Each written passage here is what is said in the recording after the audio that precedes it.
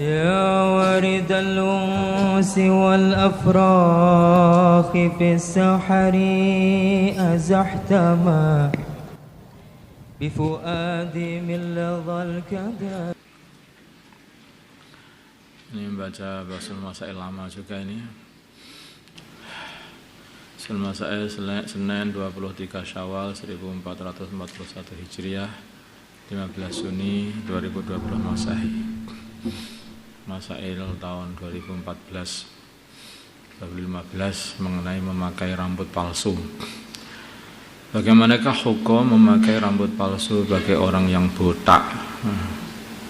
Orang botak memakai rambut palsu. Jawab, diperinci, jika rambut tersebut dibuat dari rambut manusia atau rambut yang najis, maka hukumnya haram. Jika rambut tersebut dibuat dari bahan selain rambut manusia atau rambut yang najis, maka jika yang memakai seorang wanita yang tidak bersuami, maka haram. Jika yang memakai wanita yang punya suami dan mendapatkan izin dari suaminya maka boleh. Kalau tidak mendapatkan izin dari suaminya, maka haram. Nah, kalau laki-laki ya haram, nggak boleh, sama saja, karena bukan wanita. Karena sebetulnya ini barang seperti ini ada semacam penipuan. Tetapi kalau wanita itu sudah punya suami itu, terus suaminya pengen rambutnya itu dia mengizini, dengan begitu malah suaminya tambah seneng apa gimana begitu, itu boleh gitu. Tapi kalau suaminya nggak ngizini ya nggak boleh.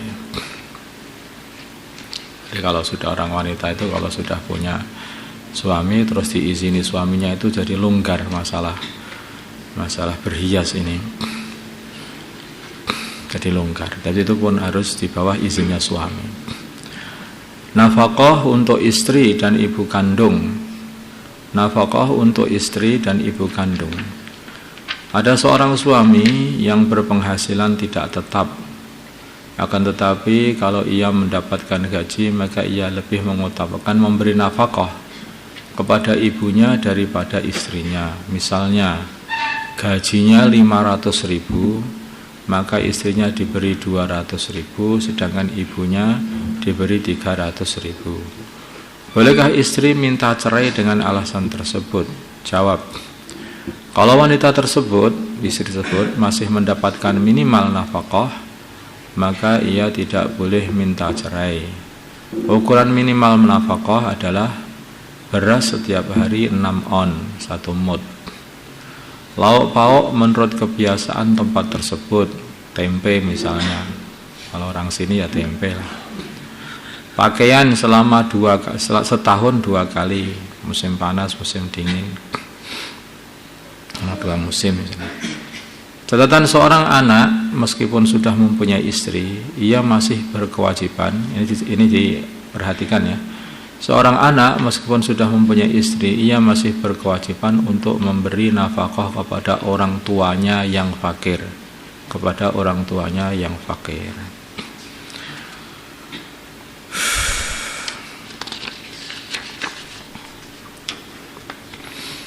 Kadang-kadang ini ya, dalam rumah tangga itu istri itu suka bersaing sama mertua.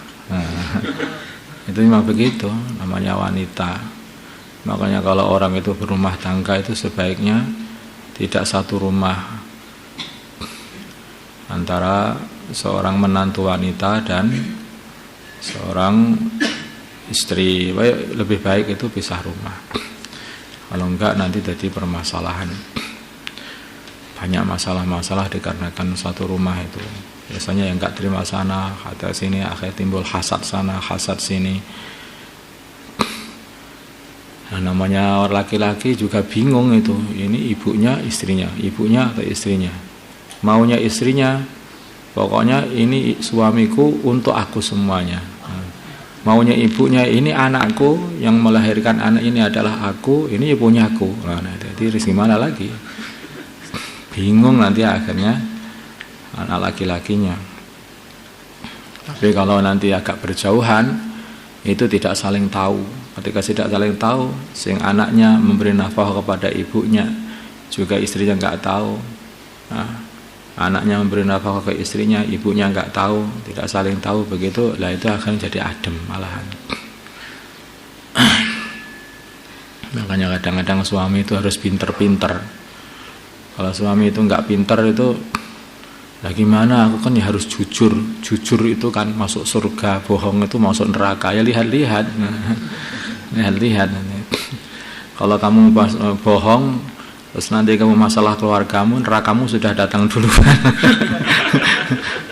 Berantem terus di keluarga ya kayak di neraka aja lah. Kadang-kadang itu bohong itu ada pahalanya juga. Bohong dalam pahala di antara adalah islahu dzatil bain. Bohong tetapi untuk merukunkan kedua orang yang berselisih itu boleh bohong. Jadi, ya. Akad nikah melalui HP atau telepon. Masail tahun 2016-2017 ini. Pertanyaan, bagaimanakah hukum akad nikah melalui HP atau telepon? Jawab, tidak sah. Karena dalam akad nikah, suami, saksi, dan wali dari mempelai wanita harus hadir bertatap muka dalam satu majelis. Nah ini majelisnya majelis maya loh. Maya semuanya loh. Orang dari sana dari sini itu bukan satu majelis itu. Itu makanya kadang-kadang itu saking kebiasaannya itu nonton televisi itu kayak nonton sepak bola, perasaan sudah masuk ikut di sananya, di lapangannya sana itu.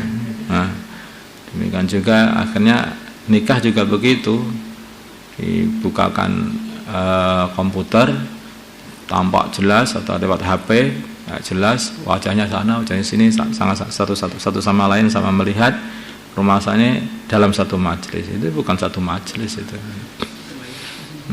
Ada layar masing-masing juga. Adapun solusinya adalah dengan taukil, kan mudah saja seperti itu dengan diwakilkan. Tulis surat itu untuk diwakilkan, kan surat bisa surat elektronik juga, SMS atau apa itu, diwakilkan kepada tuan supaya yang ini bisa. Kenapa harus pakai HP? Biar live itu masalahnya, Pak. Live itu apa tuh? Itu pas nanti nggak sah. Kalau mau live itu bukan itu live-livean, itu live betul itu. Live betul. Kalau betulan itu ya harus datang, memang nyata semuanya hadir. 4. Solusi wali nikah di luar negeri. Wali nikah di luar negeri. Ada seorang wanita akan menikah sedangkan ayahnya berada di luar negeri dan ia tidak mau menghadiri acara pernikahan anaknya tersebut. Yang mudah aja tadi seperti tadi juga, taukil. Siapakah akan menjadi wali nikah atas wanita tersebut? Yang berhak menikahkan adalah wakil dari ayah. Wakil dari ayah wanita tersebut. Kalau tidak ada ayahnya, kalau tidak ada atau ayahnya tidak mau mewakilkan, maka yang berhak menikahkan adalah sultan atau wakilnya sultan. Insyaallah ya KUA ini sudah menjadi wakilnya sultan. Jadi begitu caranya. Ada kadang-kadang orang tua itu nggak mau menikahkan, sedangkan anaknya ini caranya jual dan anaknya sudah ngempet nggak karu-karuan. Nikahkan aku gitu. Nah, orang tuanya nggak mau. Gimana seperti itu? Ya, itu diserahkan kepada sultan aja. Pergi ke sultan atau wakilnya sultan yaitu KUA. Nanti sana yang menikahkan. Tapi kalau sebaiknya orang tua itu ya harus paham ya. Namanya anak itu kalau dipaksa-paksa sudah pengen menikah sama seseorang, terus kemudian itu mojok, nggak boleh, ya nggak boleh loh. Dia itu juga nggak ngerti gantinya juga nggak ada. Pokoknya nggak boleh juga nggak menjaga. Dan sudah keluyuran bareng juga lah. Kalau sudah seperti ini berbahaya. Maka yang cepat-cepat dinikahkan biar halal. Dan nanti kalau ternyata setelah nikah itu terus nggak seneng ya cerai. Nikah sama yang lain lagi. Wong nikah boleh, cerai boleh aja lah. Kan begitu. Orang agama itu sebetulnya mudah aja, dengan nggak usah susah-susah. Tapi orang itu kalau sudah apa-apa itu jangan mudah-mudah ya. Nikah cerai itu juga nggak baik sebetulnya. Itu namanya orang itu ya nggak tenanan gitu lah apa-apa itu. Seperti orang kalau kerja, kamu masuk dalam perusahaan kerja, kamu keluar lagi, masuk lagi, keluar lagi, masuk lagi, semua dicoba-coba seperti itu. Lama-kelamaan seluruh perusahaan tidak akan menerima kamu. Seperti kamu kalau nikah cerai. Nanti seluruh wali-wali wanita tidak mau menikahkan anaknya sama kamu. Jangan, itu orang gila itu.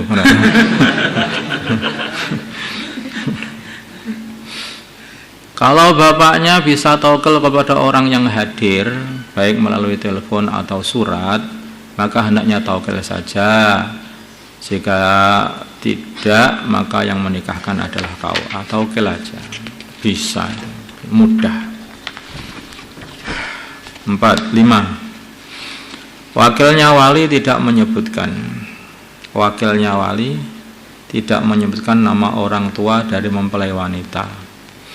Nama orang tua, ya udah. Ada seorang yang akan menikahkan adiknya, sebut saja Aisyah. Ia tawakal kepada seorang ustadz untuk menikahkan adiknya. Dalam akad pernikahan, si wakil hanya menyebutkan nama wanita tersebut tanpa menyebutkan nama orang tuanya. Saya nikahkan Aisyah dengan fulan, begitu saja. Apakah sudah mencukupi akad ijab yang diucapkan oleh wakil dengan tanpa menyebutkan nama orang tua atau nama wali dari mempelai wanita? Jawab, sudah mencukupi dan sudah sah, dengan syarat calon suami dan wakilnya wali meniatkan bahwa Aisyah yang dimaksud adalah Aisyah mempelai wanita yang diwakilkan kepadanya, bukan Aisyah yang lainnya. Jadi kalau orang itu sudah mewakilkan kamu untuk menikahkan anaknya, kemudian kamu menikahkannya angkah tukang Aisyah, nggak usah kamu binta, nggak usah kamu kasih binta atau binti atau bintu, nggak usah kamu kasih, itu sebetulnya sudah sah, kan sudah kamu, yang kamu maksud adalah Aisyahnya Pak Fulan itu loh maksudnya itu. Paham tuh? Yang karena ini nyate. Allahumma shalli ala sayyidina Muhammad wa ala sayyidina Muhammad wa sallallahu ala sayyidina Ibrahim wa ala sayyidina Ibrahim wa barik ala sayyidina Muhammad wa ala sayyidina Muhammad wa barik ala sayyidina Ibrahim.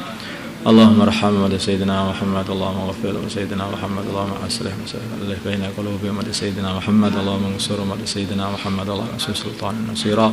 Sallallahu ala sayyidina Muhammad wa ala alihi wa sahbihi. Alhamdulillah.